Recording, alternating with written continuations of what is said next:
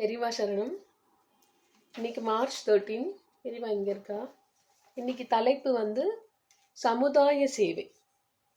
பொழுதுபோக்கு என்ற பெயரில் ருசியாக சாப்பிட்டும் கண்களை கவரும் காட்சிகளிலும் நேரத்தை வீணாக்குவது தவறு. இந்த நேரத்தை பிறருக்கு சேவை செய்வதில் செலவழிக்க வேண்டும். பரோபகாரமாக சேவை செய்தால் அதுவே பெரிய கேளிக்கை என்பது புரியும். அதுவே விளையாட்டு, அதுவே இன்பம்.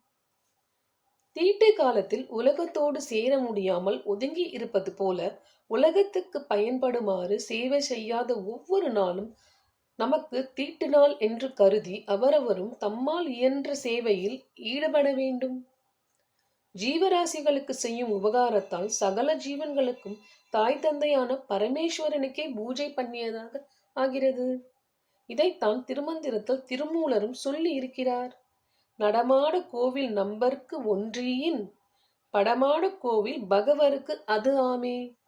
மக்களுக்கு செய்யப்படும் உதவி சாக்ஷாத் ஈஸ்வர பிரீத்தியாக செய்யப்படும் பூஜையே ஆகும். பெரியவா சரணம். தேங்க்யூ.